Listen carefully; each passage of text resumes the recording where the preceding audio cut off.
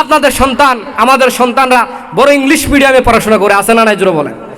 Science নিয়ে পড়াশোনা করে, বিজ্ঞান কি বলেন, physics, chemistry, biology, higher math, general math, সায়েন্সের যে বিষয়গুলো আছে, বাচ্চারা খুব কষ্ট করে পড়ে, মাসে 2000 টাকা দিয়ে 5000 টাকা দিয়ে, পড়ে কি পড়ে না জোরে বলেন?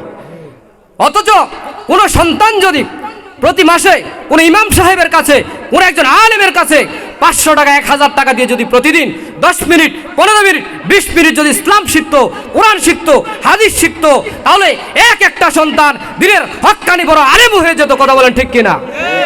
ভুল বললাম নাকি? তা আপনার সন্তানকে আপনি লক্ষ লক্ষ টাকা খরচ করে ডক্টর, ইঞ্জিনিয়ার, ব্যারিস্টার বানাচ্ছেন, তাতে কোনো সমস্যা নাই, আছে নাকি? কিন্তু দিনে এলেম শিক্ষা করা, এটা প্রত্যেক সন্তানের উপর কি ফরজ।